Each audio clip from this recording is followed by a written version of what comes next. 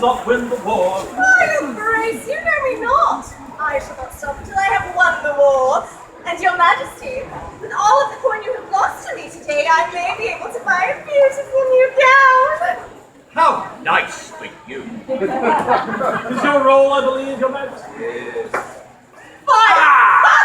The only luck you are having this day is bad luck. I shall beat you once again. Oh dear, it appears Mistress Harvey does not yet understand how to play dice with our royal father. Similar in fire to that wanton in Boleyn. However, the difference is that Mistress Harvey loves you and the true queen well, for that we are fortunate as long as the king finds favor in her. Ambassador, I appreciate your kindness and your devotion to my mother, Queen Catherine, but my appearance here today was not wise. The king shows no signs of relenting. I am banished from court unless I say that Anne Boleyn is the Queen of England. Mary, you are his daughter and the true princess of England. It is you who are heir to the throne, not that mewling infant Elizabeth. The Pope and the Holy Roman Emperor, your cousin, both defend yourself and Queen Catherine. And through them, I support you. Never forget me. It is comfort, cold comfort indeed. My mother is unwell and I am not permitted to visit her. This is all Anne's doing. But do not despair. The way forward. As an ambassador, I read the signs, as subtle as they may sometimes be. And make no mistake. Make no mistake. After only 1 year of marriage, the king tires of the great war. Why, where is Anne Boleyn this day? Sulking in a palace in Windsor, while the king prefers another's company. What does that mean? Would he return to my mother? That is my fervent prayer. Anne may not be present, but her presence is felt by others. Her cousin, Sir Francis Bryan, is well loved by the king. Your Highness, the only love of Sir Francis Bryan is of himself. He is blunt and he speaks his mind to the king, who has a curious blind spot of affection for the rogue. But even Sir Francis tires of his cousin Anne's dear hearts. He will only support her if it suits him. And that is what will destroy his pretend queen. She is not well loved by the people or the courtiers. I do not blame my goodly father for this. It is all Anne's doing. He never would have debased me so, forced me to allow that bastard Elizabeth to take precedence over me.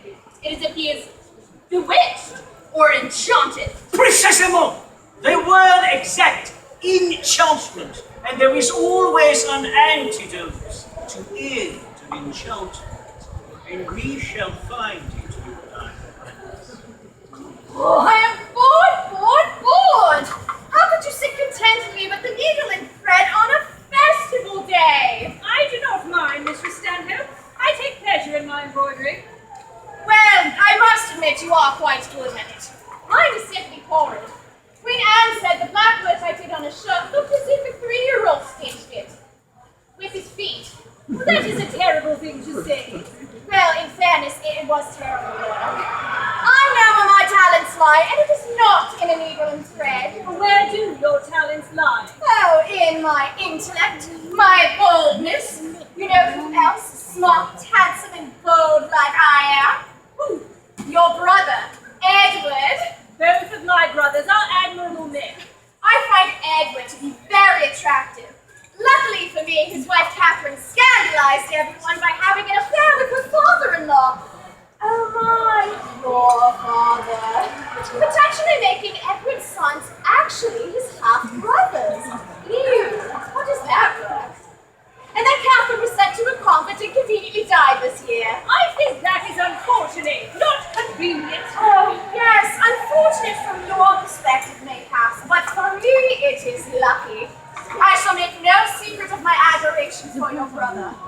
And just think of it, Jane. If all goes well, this time next year, I might be your sister-in-law! Words fail me. Oh, thank you.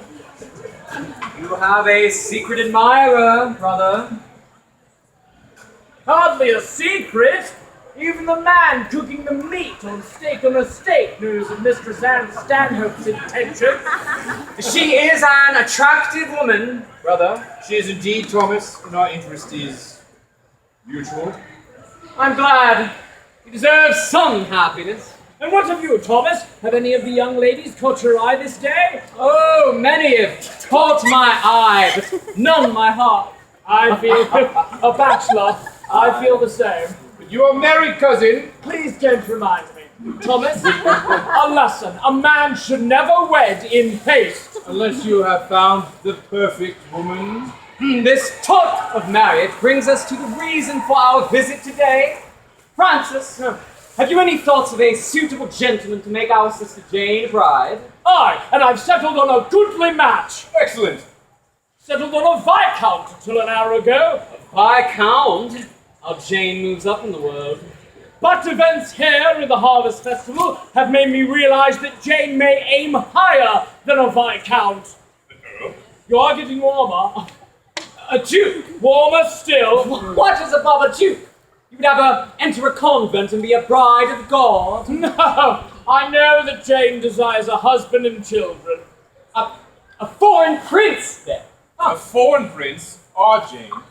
I love our sister well, but she is meek and mild and has no great fortune to woo a prince. I've won again! I am victorious over you, your majesty. Pay up! Are you patient, man? I patient, although it is not a quality I'd share with Thomas. I pray you exercise patience in the most important chess game of your lives. I do not follow your meaning. The king is the most important piece on the chessboard, but it is the queen that is the most powerful, especially when she's aided by her noble knights and the clergy. Know you, I have been by the king's side for many years, and I know his whims. The flame that he carries for Bess Hardy will be extinguished by the new year, for she reminds the king much like the queen, and he has already had his fill of that wine. How dare you! Our sister is virtuous. Be no part to any man, king or otherwise. That is not my intent. Jane may aim higher. I am cousin to Queen Anne Boleyn. I know her faults. The king tires of her sharpness and moods. What entranced him as a mistress, he now finds repugnant as a wife. She has very few allies at court, and her proudness angers the friends that she has.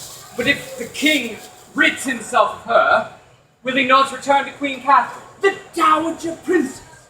And nay, Catherine is far too old. The king desires a son, and when he looks for a new bride, he will look for all the qualities not found in Queen Anne, to be mild, obedient, sober, and kind. Which is your sister Jane. This is madness and treason. I think Francis is right. Jane has waited this long for a husband. Why not a bit longer? See what may be possible. And if I am wrong, I will find for Jane a suitable, wealthy, titled gentleman. I see no loss here. How would this be achieved? Jane is one of the Queen's ladies. She will already be at court. We will place her in the King's sight, but not too much too soon. To get the King to do anything, one must make it seem like it's the King's idea. I am a man of opportunity, and I feel a great opportunity coming. Let us tell no one of this. We shall keep it amongst ourselves. Not even tell Jane. Agreed? You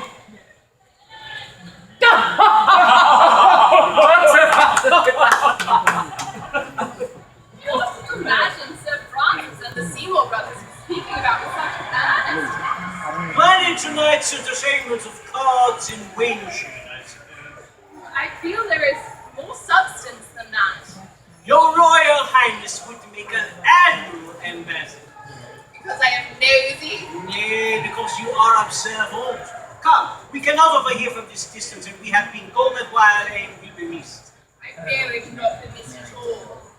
You have many supporters and friends in the court now. But only one matters, and I will remain banished from court unless I say that Anne Boleyn is the true Queen of England, and I will never say that! And you should not, but be of good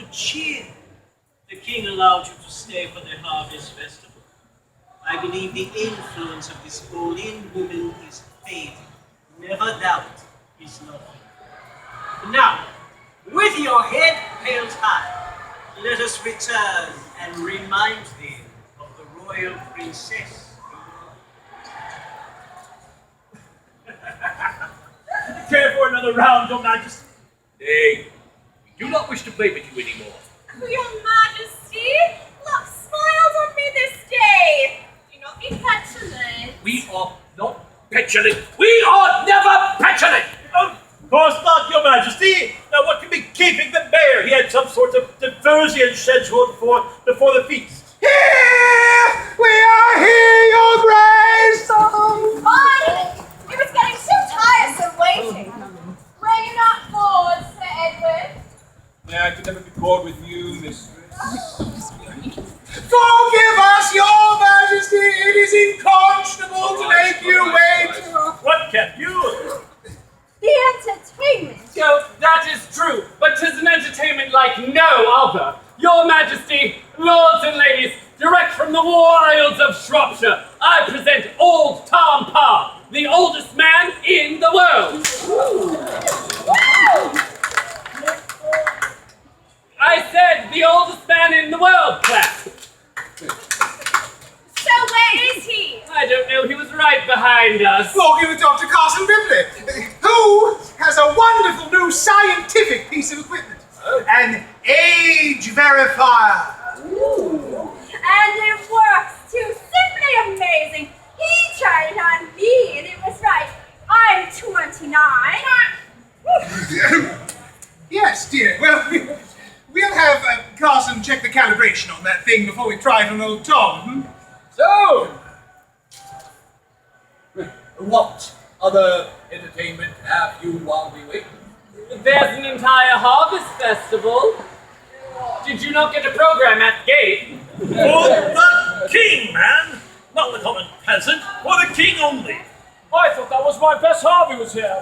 Your Majesty, I remember him as a funny fellow, a jester, who decided to Morris dance all the way from London to Norwich. And all peculiar. We would be interested in that. Start dancing, Ripley. Oh, no.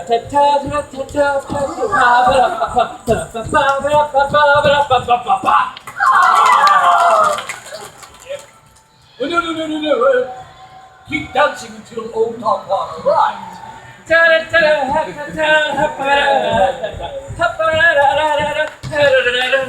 Why don't you go take a jig around the village and see if old Tom's gotten lost? Very well. Pick me up a cheesecake on a stick if you dance by one. What shall we do while we wait? How about a game? No more dice. Then how about a limerick? There once was a drunkard of death who died and ascended to heaven. But he cried, "This is Hades. There are no naughty ladies. And the pubs are all shut by 11. I know one. There once was a lady from Dorking.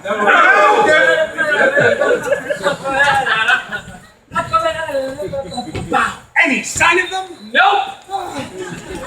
I know of an entertainment suitable for a king, for it was written by the king. Ooh.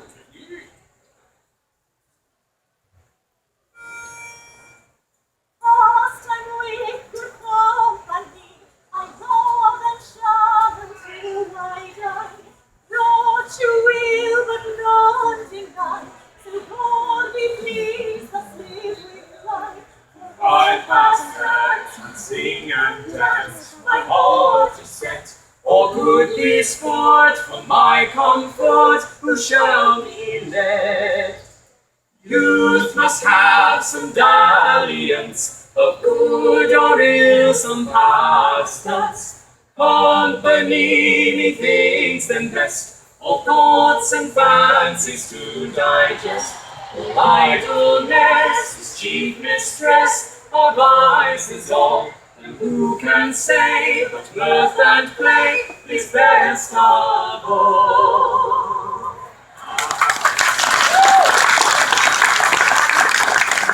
Well done, Mistress Nurse and company.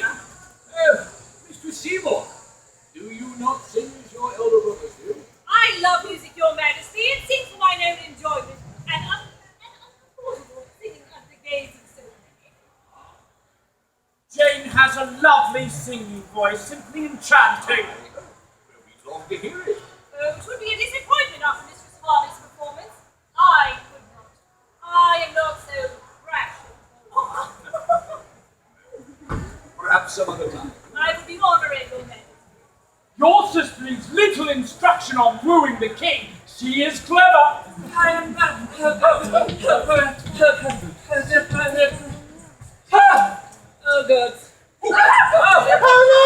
look! It's Dr. Ripley with old Tom Parr!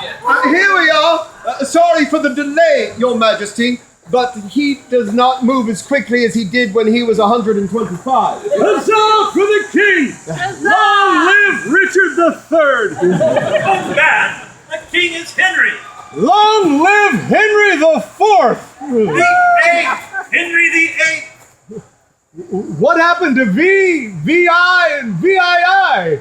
They are dead! Oh, that was fast. Well, long live... What'd you say his name was again? King Henry VIII. Correct! I'll be right up there, Your Majesty. Old Tom Parr is loyal. Yes, he is. Old Tom Parr is humble. Yes, he is. And Old Tom Parr... Old Tom Parr is not as flexible as he used to be. Use the stairs, old man. What? Stairs? What are they? Good pieces of wood to get you from one level to another. A modern miracle! What will they think of next? Can't help them!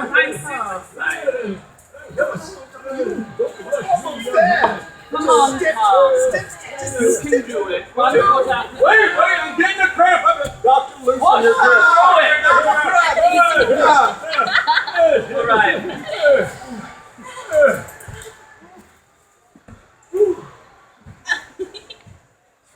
Well,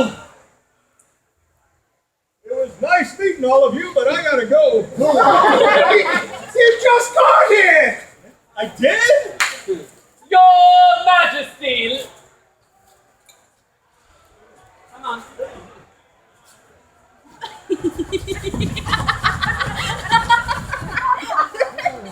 Your Majesty, lords and ladies, visitors from near and far, be amazed, be astounded, be reasonable in your expectations. I present to you the oldest man in the world, Old Tom Parr, who is 152 years old.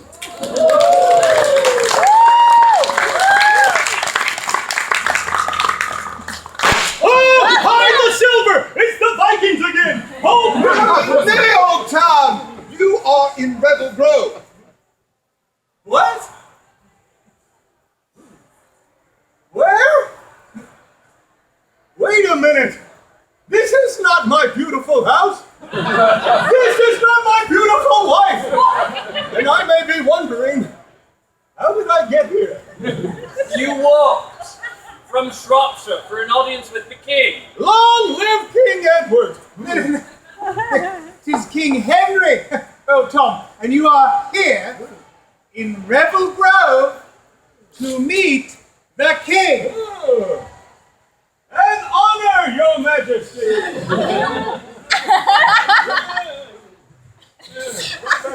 But no, not me. Him. Sorry you were deposed. We are your king. We? What are you, the weekend king? Some other guy comes in during the week? There is no other king but Henry VIII. You keep telling yourself that, sonny boy. But I tell you, I have seen many kings come and go, and frankly, they're all the same. Except that guy with the hump. Oh, I liked him. Oh, heck of a guy. Not many people know this, but he was quite the dancer, too. I am sure you have seen so much in a life as long as 152 years. You'd think that now, wouldn't you? But I gotta be honest. This is 152 years that I've ever been out of Shropshire. Really? You've never left your village? Nope. Doesn't that get dawn? Oh, yeah. I may be 152, but I tell you, it feels like 300 years. Didn't see much during the Dark Ages. Same house, same crew. Our health professionals feel that his simple diet, lack of stress, and lack of, well, doing anything at all contributed to his long life. Mon Dieu!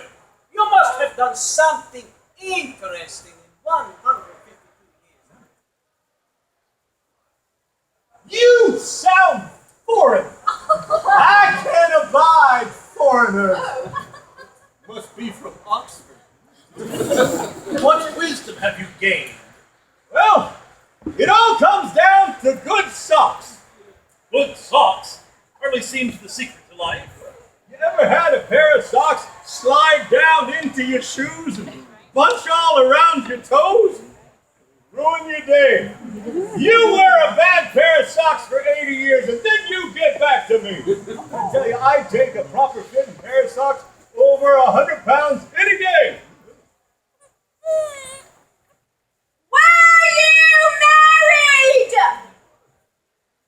Twice! First time when I was 80 years old. She passed away.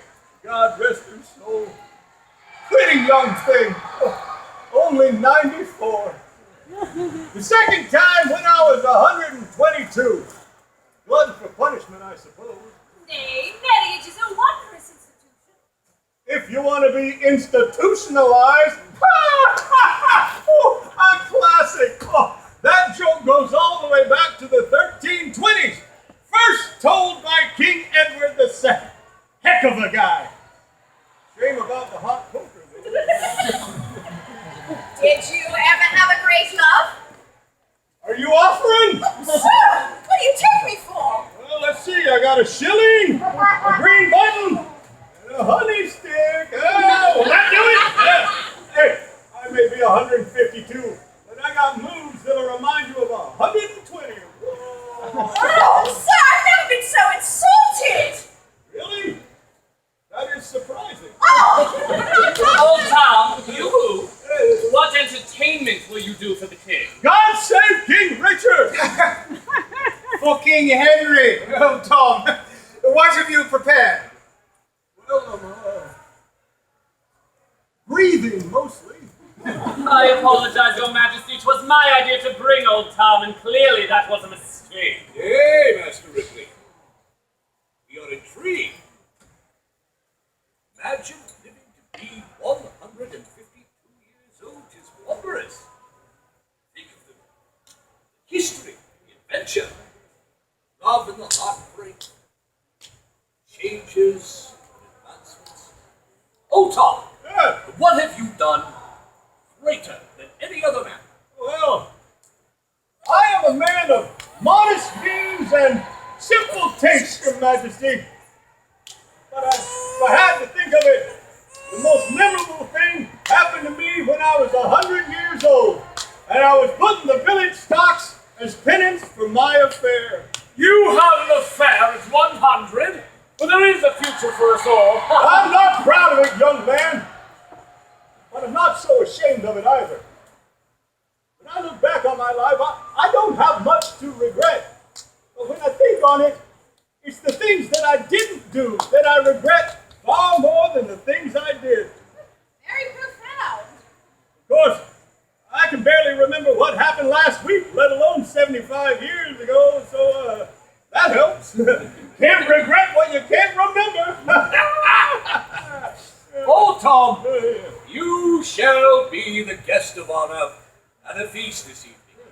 You shall drink the finest wines imaginable, eat the most excellent meats, and sample the most delectable dainties you can imagine. I sure hope that last bit was a euphemism. Richard, I have done the calculations on my age verifier. Well, shall we present the findings at the feast tonight, or just announce them now? Well, after bleeding him, checking his teeth, examining his stool, and burning a lock of his hair, I have determined old Tom was approximately 47 years old. What? 47? Why? Life must be very hard in Shropshire. But I don't believe he dissembled. I think he doesn't know the truth. All the men in his family were named Tom Parr. There must have been a mistake in the record. Should we tell His Majesty? Nay. His Majesty seems to be enjoying old Tom's company, and it would only make his humour black. Let us leave this alone. For old Tom's sake, as well as our own. Tom, we shall see thee at the feast this evening. Thank you, good King Wenceslas. I'll head over there right now. First in line for the buffet. Out of my way, second choice. Get down here. Watch me go, I'm like lightning. Yeah, right. Oh, a lot further than I remember. Oh, God. Good gentles, I wish us all 712, as old Tom Parr. But will we make it just as far? The length of time is not ours to know. Life may move quickly or trudge along slow. Therefore this day I command, we all make merry. When it comes to love and laughter, one should never tarry. Daughter Mary, we have not forgotten you. While we await your obedience and the signing of, while we await all this, we have missed your company. Attend on us at the joust.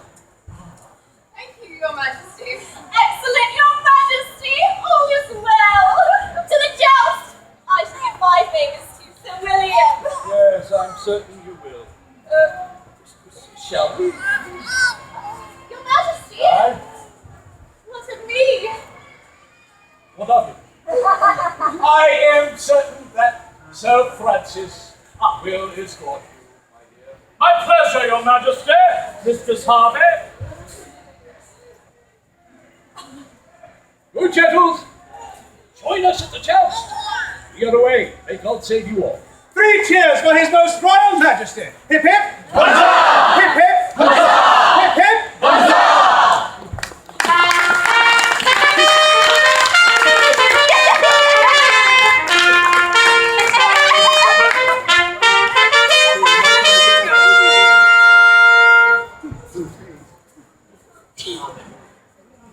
Oh God!